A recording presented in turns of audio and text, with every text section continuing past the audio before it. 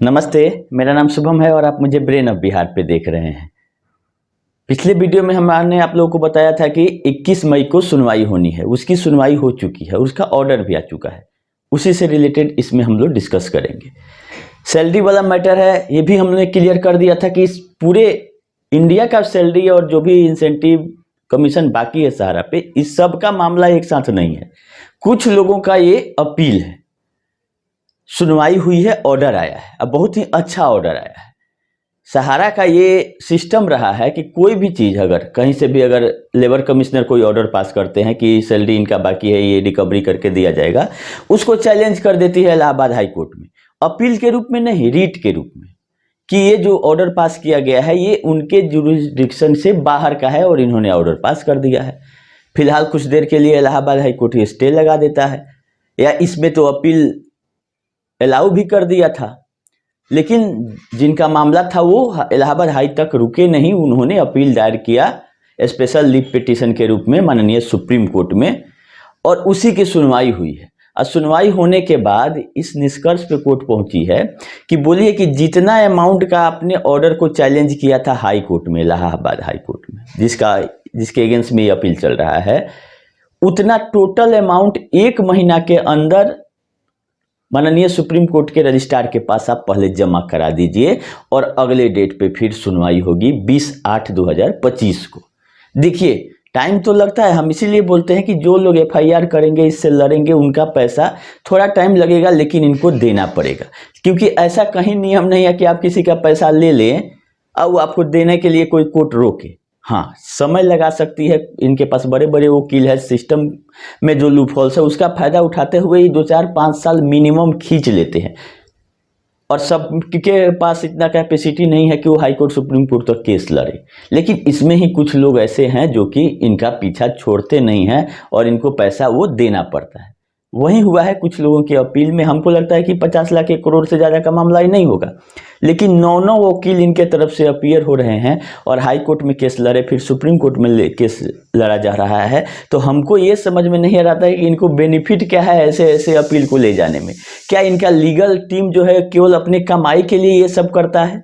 ये तो सोचने वाली बात है कि जितना का मामला नहीं, उससे ज़्यादा आपका कोर्ट फी लग जाएगा और लास्ट में आपको देने का ही ऑर्डर होता है। सिवाय समय काटने के अलावा मिलता क्या है इनको कोर्ट से? तो इस बार वाली सुनवाई में भी यही कट टू कट में बोला गया है कि आप रजिस्ट्रार के पास जितना का मामला था टोटल अमाउंट जमा कर दीजिए, उसके बाद हम अगली सुनवाई करेंगे। इसका मतलब आप लोग समझ लीजिए कि केस किस तरफ जा रहा है। कहीं ना कहीं कोर्ट को लगा है कि इलाहाबाद हाई कोर्ट से जो इनको सहारा को रिलीफ मिली है उसके अगेंस्ट में ऑर्डर हो सकता है, क्योंकि अगर ऐसा नहीं रहता तो कोर्ट जमा नहीं कराती पैसा। क्योंकि पैसा एक बार रजिस्ट्री के पास जमा हो जाएगा तो आदेश होगा, उसके बाद जिनका अपील है उनको तुरंत मिल जाएगा, नहीं तो ये देने में भी बहुत घुमाएंगे। ये अच्छी खबर थी, इसलिए हम आप लोग को बता दिए कि हर एक चीज़ में खाली सहारा का ही फेवर नहीं लिया जाता है, कहीं ना कहीं नियम कानून भी है। और कोर्ट में लोग जो न्याय की उम्मीद लगा कर बैठते हैं उनको मिलता है, लेकिन देरी से मिलता है। जैसे सहारा से भी में अभी चल ही रहा है, कहीं कुछ नहीं हो रहा है। 2 अप्रैल वाला सुनवाई भी टल गया, लेकिन मेन मुद्दा हम लोगों का है कि टोटल लोगों का कैसे मिलेगा। पोर्टल आया, पोर्टल फेल है, वो भी सहारा के कारण ही फेल है और किसी का गलती नहीं है।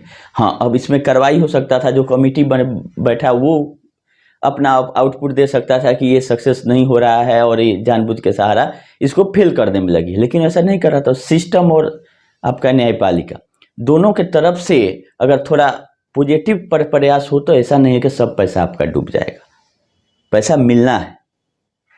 खैर देखिए, अब 27 मई को SFIO वाला भी केस है दिल्ली हाई कोर्ट में, उसका भी जैसा अपडेट रहेगा बताएंगे।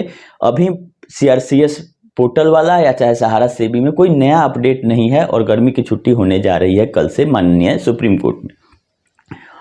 तो अगर वोकेशन बेंच में सुनवाई होगा तो कुछ अपडेट आएगा, नहीं तो आपको 1-1.5 महीना अब आगे इंतजार ही करना है। उस बीच में हम लोग पटना हाई कोर्ट में PIL और सुप्रीम कोर्ट में मेरा जो IA जिसमें 50 लोग जुड़े हुए थे वो हम लोग फाइल कर लेंगे, ये निश्चित है इसी छुट्टी वाले पीरियड में। और जब छुट्टी के बाद सुनवाई होगा तो उम्मीद है कि इस सब पे सुनवाई होगा, जो कि हम लोग का प्रेयर है। जो सिस्टम है उसी में हम लोग को भी रहना है, और जो प्रयास है वो हम लोग को छोड़ना नहीं है। प्रयास से ही कुछ ना कुछ मिलेगा। जैसे कि पोर्टल आया है तो लोगों ने कंप्लेन किया तभी आया, सहारा कुछ अपने मन से नहीं देने जा रही है। इसलिए आप लोग ये भ्रम छोड़ दें कि सहारा आएगी, ब्रांच खोलेगी या लोगों का भुगतान शुरू कर देगी। अगर ऐसा करना रहता तो सहारा बंद ही नहीं होते। 1% भी सहारा की तरफ से रिस्पॉन्स नहीं है, ना होगा। सब लोग अपना अपना पीछा छुड़ा रहे हैं कि हमको जेल नहीं जाना पड़े, क्योंकि जो इनका काम है वो जेल जाने वाला है। ईडी भी बीच में लगी हुई है।